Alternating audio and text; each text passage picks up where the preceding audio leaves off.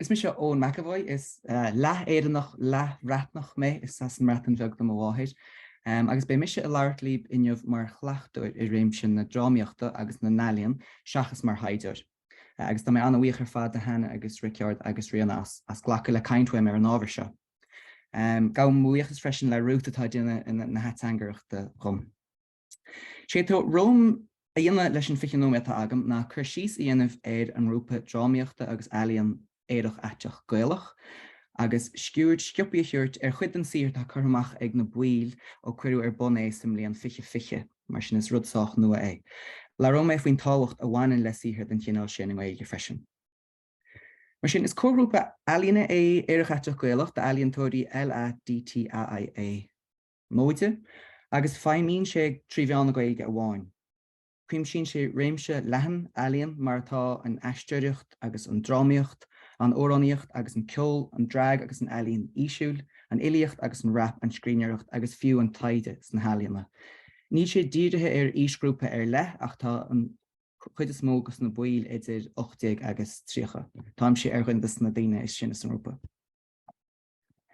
Ba iad na fili Cíirní agus me héin Eoin Mc Evoy a gharm an grúpa le chéile an chéad lá riamh agus tháinig grúpa beag daoine fistracha le chéile in Airclann na Manisteach a mí feabhra fiche díreach rivan bandéim.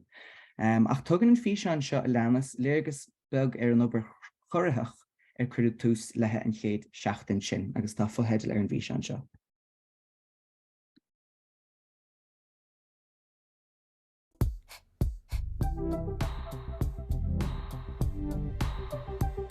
In nán na scríbhneoireachta, thug gothanna agus dearcaí nó de hir ag teacht chun cín, ach ní a gcónaí ar fápéir.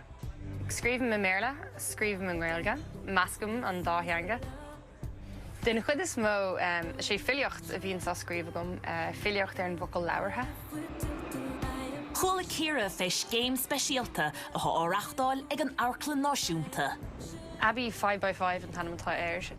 Osclaíonn siad na doirse do grúpaí pobl, agus tugann siad mainú agus spás in Airclann na Péicáig go dómh, a bheith ag obair ar rud éigean. Déadach an obair sin a bheith ag aon cinál stad den próiseas crothatha.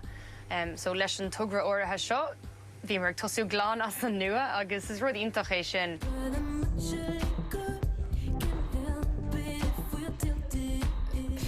Bhí mar géirí sibh ar fád a bhada le chéile chun písa Ealaíonn a chrothú ach nílas chun cén crothavéas ar sin.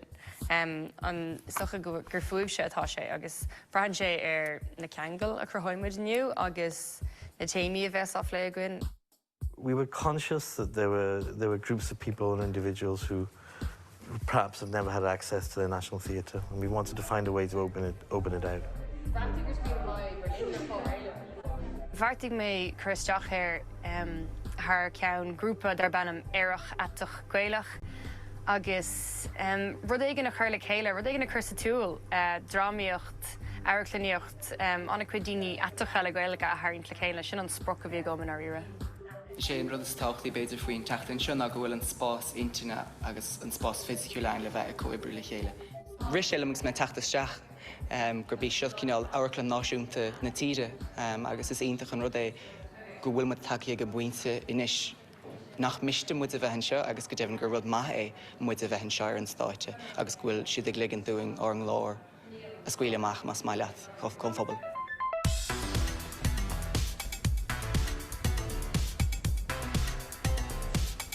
Meas gan olbhór atá ann inniu ceoltóirí, aistóirí, dásóirí, scríóirí, fili agus bangreen freisin. An báha báistí umláin, tá chuile gona anna éagsúil. Agus cumála sin Gaeilge a bheith goin. Agus conas a bhreathn sé a bheith Aerach agus Gaeilge a bheith go. Cad a Hartlíonn má chuann tú muid ar fád in éon seomra, cad is féile na chrothu. The group is LGBT plus group of Irish speakers, so looking in a sense of, I suppose, being a minority within a minority. San sin féidir le technicolor síalse. Orintanta mar Ealaíontóirí bímuid ag obair inar éonar agus fiú mar daoine bubal mionlach, orintanta ní bhíonn muid cho ceangailte le chéile, so deisíntach bheith an cinál córa bheith adran agus féidir caintear tógra crothach freisin.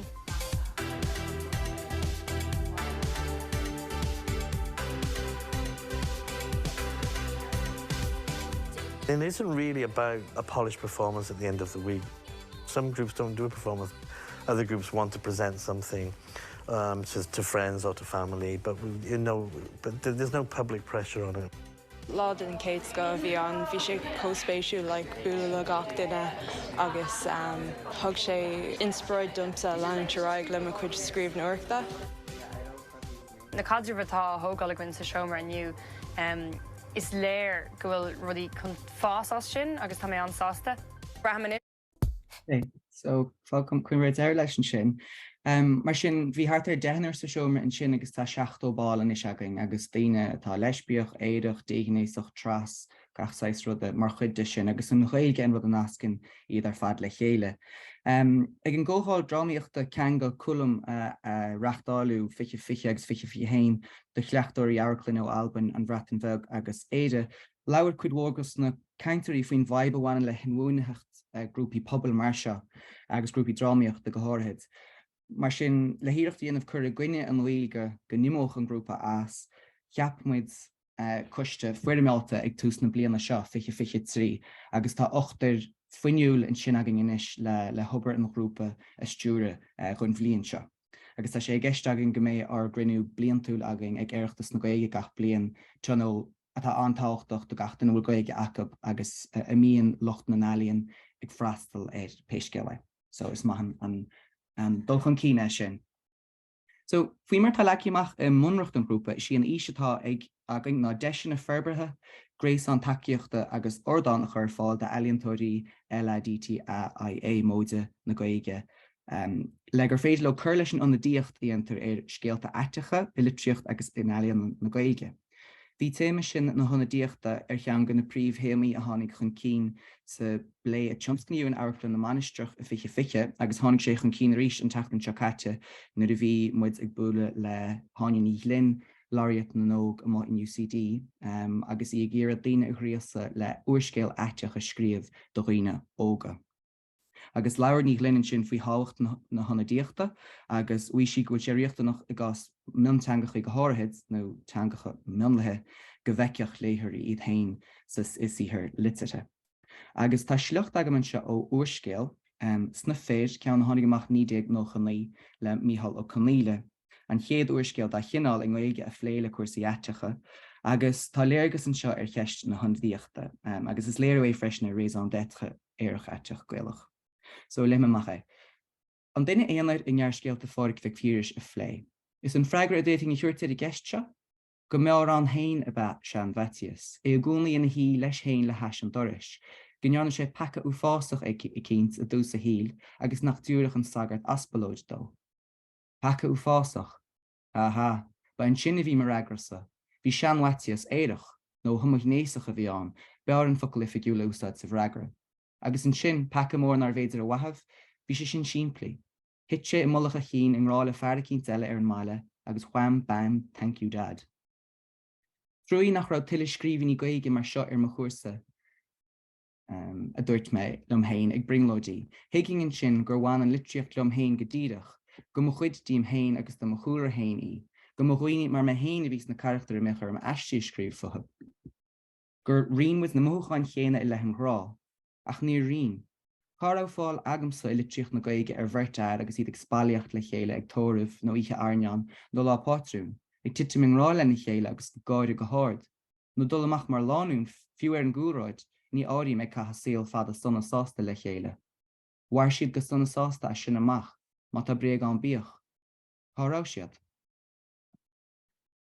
Mar sin in cheistetá Aerach.Aiteach.Gaelach a chur ar an tochaí agus ar muil hain, agus is omí sihir tá tagí chun cín do bhharna ceiste céan a bheith á churáin. Plé mé bhá rám ar ball, ach seogaí cúpla eismlar eile ribh sin de híthar grúpa I réimsí eile, agus an chéad ceann seo imimecht Green agus tub chumadóireachta a dagrúmaid de bhród fiche hain, inar tháinig omathirí cruthacha le chéile, marall ar an bandin bhí ar Zoom, le gléasa mar charachtar cháiliúla ón litríocht nó na meáin agus le ceistena na moltarí a ragart ó dhearcaí na garachtar sin I meallach granar. Imimecht a bhí an a bhí bunathe ar RuPaul's Drag Race, rud nachmáin le héidir ná leis an Gaeilge, ach bhí casa anéidirnach agus Gaelach ag baint lenar gluthe snatch féin. Le sampla amháin a lua agus tá charachtar le feiceáil ar an Scoil an sin. Tháinig an taidiúir dín fearil i láthair gléasta mar chutríon na fádín ón uairscéal táhachtach craine ciile a tháinig amach níide cearchaní an tuairscéal is mó san éige stocha. Agus bhí gach freigrad a chuid lán ababúna agus tagartí do bhear nélig agus nóir na gus a lufa agus gachsáis rud a eile ón uairscéal sin. Léidir fearil meas ar tradiisiún an uairscéal sin tríd an mionstaid ar rinne sé ar an téacs ach ag an ná céime rinne sé atú ar an tradiisiún. Bhíonn an cinál seo imeachta ag chur cultúr na Gaeilge i láthair chun phobal Aiteach, san ná céine is a chuirann siad an cultúr Aiteach i láthair go phobal na Gaeilge. So chomórtas Ealaíonn Eoin a tús fiche dó, fuairmuid an dáthíthir seo i measc na síthair a cuireadh isteach. An chéad teanann seo mrá óran an tedlatá éid agus ba é taig ó círa a chuir an písa seo isteach. Siad a bhí geisteige le seo ná atú a dhéanamh ar an tradiisiún agus ar an méileadis. Agus ar cheola an fictúr seo dó ar líne, dúirt sé go raibh míle ghabháil déanta ag an Stát agus ag an tionscail turasóireachta in éideann ar íomhána de chultúr na tuaithe agus go háirid cultúr na Gaeltachta ag gaithe an fichiú híis, ar wathe le híomhána de luachanna tradiisiúnta taileigh a bhrúar an bobal. Agus is gléas í an Aiteacht don Ealaíontóir seo a úsáidann sé chun an íomha sin na cheistú is a rhascairt agus le stair éagsúla a chur fáil chun phobal. Tailech tufa anam in físa seo a bhua an chomórtas agus ba é círan a cínan a rinne an písa seo. Agus an rud bhí geisteige seo na a léirú an chuí a dóigin daoine aiteacha gréasáin le chéile chun tailech nua a chur bundóibh féin le smot dá dailí ficheolaíocha.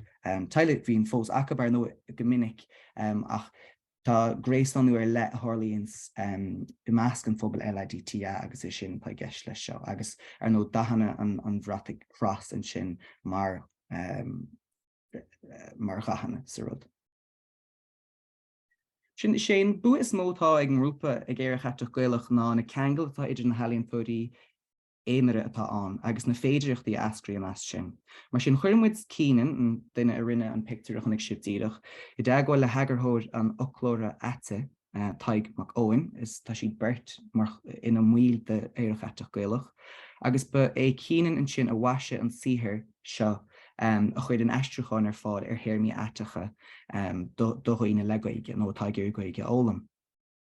Mar sin ní tharlóch sé seo an ceangail sin murach Aerach.Aiteach.Gaelach a bheith an agus iad beirt a bheith san grúpa sin.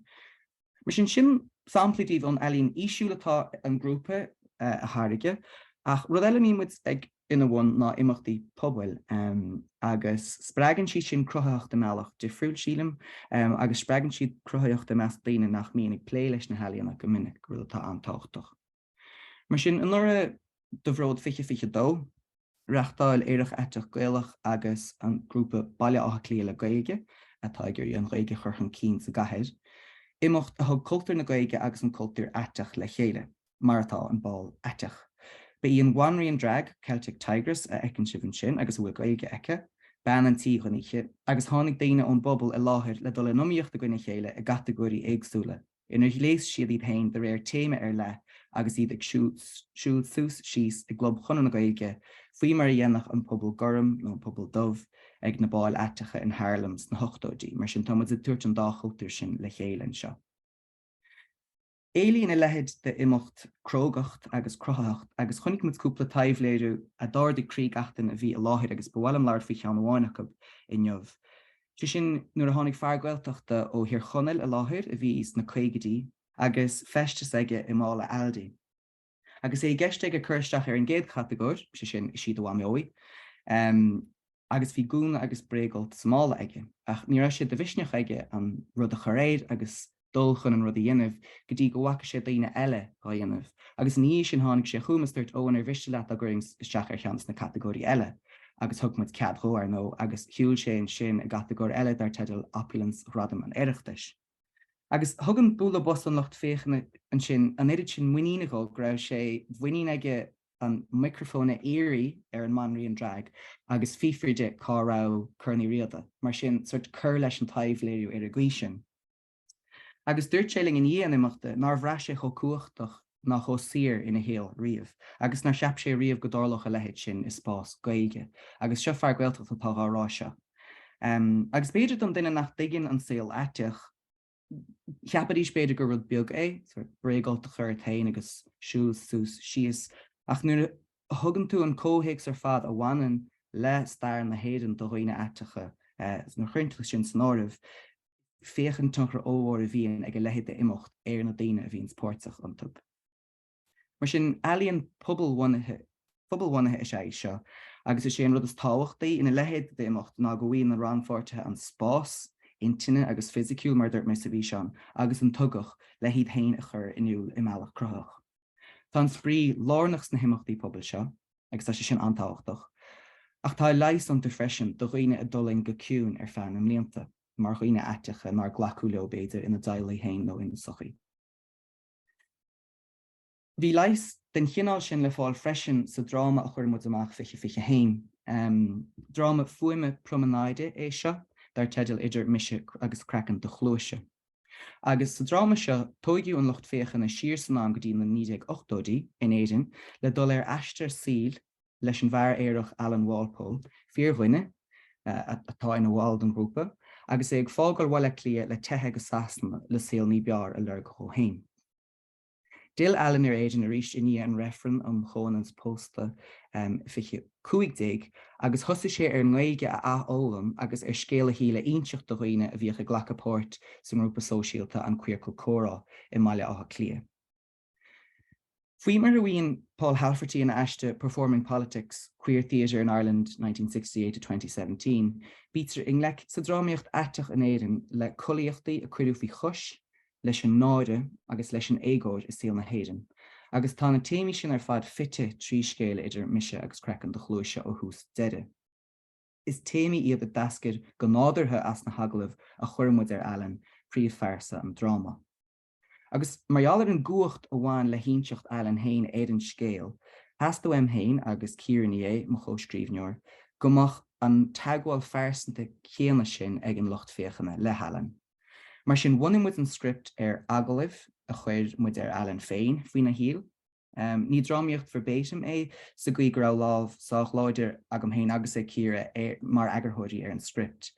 Agus chuir muid é sin aniu trí ná an glátha hain a chur isteach sa mír fuaime le léú go raibh agarthóirí i plé leis an ó buanta seo.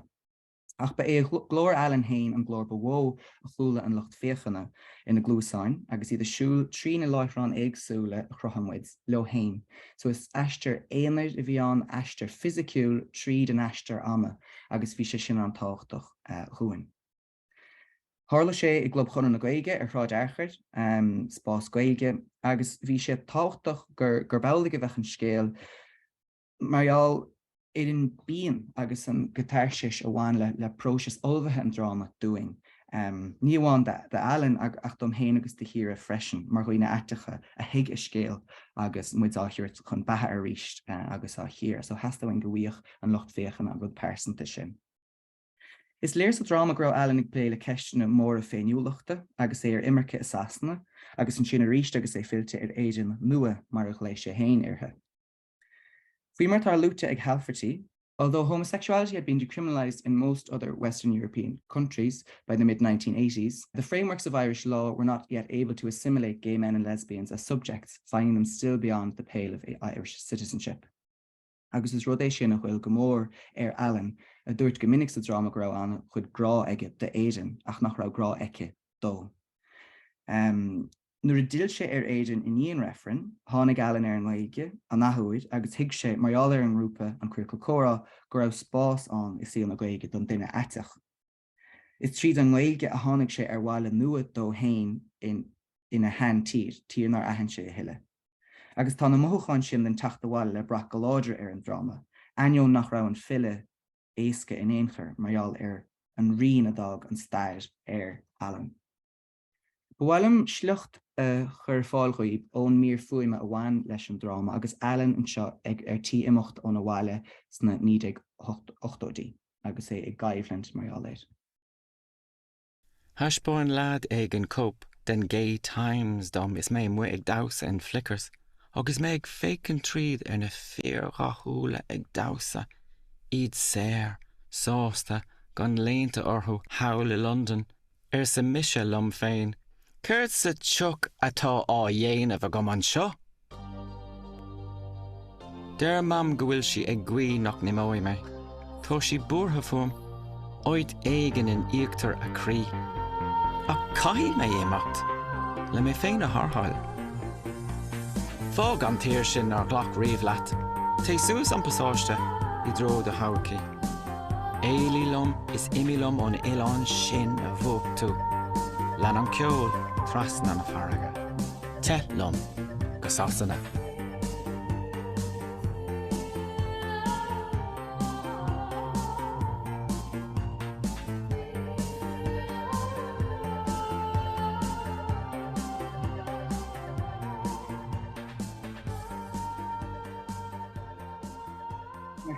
Sa geol an sin chuala sibh mín mháthir ealan go bhfuilfeadh sé éideann agus chuala in glór ar náránnaí ífaní mhórtha agus í casa an órán fill a room return.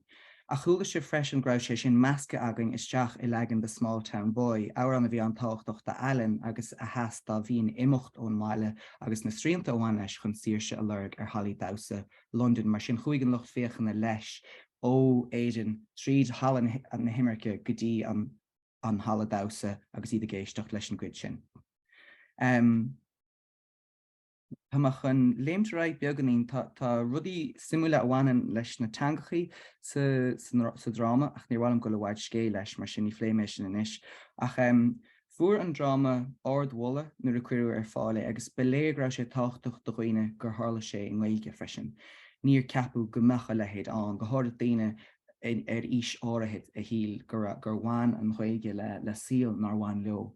Ach bhí sé táchtach do dhaoine óga freisin marall gur ahann siad iad hain fós in annachchud is na rudaí a tharla I síl ealan aineoin go bhfuil an síl aithrí mar a dearmid. Ní sé aithrí beidir go mór sa cheapamid agus bhí sé sin le fólam ón méid a tharla an sin. Sin gnééis táhachtaí den abheochan tangan an seachad atanga ó glúin go glúin agus sa síl aiteach tá sé sin beganín difriúil mar go minic ní bhíon páistí ag ar bhórhar. Ach is féidir leis an tanga a bheith á seachada I meallach difriúil tríd na gréasáin seo, tríd an tailech tufa seo lu mé níos luche agus tharla a lehéid sin an seo agus tarlíonn sé freisin leis an cuir go córa. So má bhreannaigh an dráma sin idir mise agus creachan do chluise ar Cadribh an duine aiteigh leis an síl díreach. Bhreannaimid sa dráma is dearnaí dar gcuid Grindersider agus Sir bhreannaimid an sin ar chadribh trúr daoine aiteacha lena bobbal hain. Ach bhreannaimid ar na difriochtaí a bhíonn sa gceist I ngach duine, trúr trí monológ a bhí a gceist. Ach go mraithan an chuí a gahan na daoine sin lena bobbal agus go bhíon gahan pobl sin leo go thomláin ar an Bríomhlóid tá acu ar an gcuí mraithan siad fothab hain agus ar an tóigeal a bhí acu, mar sin bhí duine a bhí amach agus an éireach na chartar hain mas félim sin rá. Bhí leisbíoch a bhí amach ar sort géas a fearí le óisiir na gcearc agus an sin bhí fearghailteachta ag golamach go dtí beár éireach gan chéadú riamh. Agus na difriochtaí a tharla marall is na cadribh atá na daoine sin leis an bobbal. So, bé deisina ag daoine an dráma seo eiceáil a rís níos dearnaí am líana mí beltaine. Sin is míonling ag in Aerach.Aiteach.Gaelach trína tionscadil seo tar ar lábhagan a dhéimhnú a rís gan phobal aiteach generalta, daoine óga go háirid, gur féidir bheith iste a bheith acu I bobbal na Gaeilge. Tá túid amán is cír áras gan phobal LADTAIÉ, móide in éideann go bhfuil bun chaimhlint idir an éoniúlacht aiteach agus an éoniúlacht Gaelach. Fenomén atá pléite ag an Dr. John Walsh I gás na bhar Aerach ina alt National Identity and Belonging among Gay New Speakers of Irish a tháinig amach fichinídig. Is gníomh trascrach atá I labhairt na Gaeilge don duine aiteach dar le Walsh a bhíonn an méid seo I lemas I conclude an ailt sin. By speaking Irish in their everyday lives, gay new speakers decouple the links between language, territory and organic transmission. Even if they do not overtly contest the historical discourses of conservatism associated with Irish, by their very existence they queer the assumption, which lingers both in queer circles and in wider society, that non-heteronormative sexuality is not compatible with speaking Irish. On a more discursive scale, heteronormative models of language revitalization need to be challenged continuously in order to destabilize the obstacles they place in the path of non-heteronormative people who wish to become new speakers and adopt Irish as a central part of their linguistic repertoire. Ní muid na in chéad drám a thug faoine lehéad seo de thugra, hí na Gaeilgeoirí AerachAiteachGaelach an roings na 1990, tá Mícheál Ó Conghaile, Cathal Ó Searcaí, Alex Hymans, Sean Hutton agus Piers Hutchinson tar éis Curla Litríocht agus Filiocht Aiteach na Gaeilge i bhfad roing. Ach le Aerach.Aiteach.Gaelach tá muid a gurí dul céim níos fuide a ríist ná sin. Go háirid sa spás Aiteach seachas Aerach amháin agus go háirid ó híomh cabhar le daoine tras freisin an glór a aimsiú agus a Scoile. Agus tá súil agam go gnóid sibse súil ar a mé amachróing san amatála techt. Bí muid sa tóir gcónaí ar smínte agus ar dhéisineach an ceangla daoine éagsúla mar sin mar rihin éon smín ar bit líb tá go dagháil go díireach nó aimsí cí muid ar na meáin seo. Gur míle maithagaí.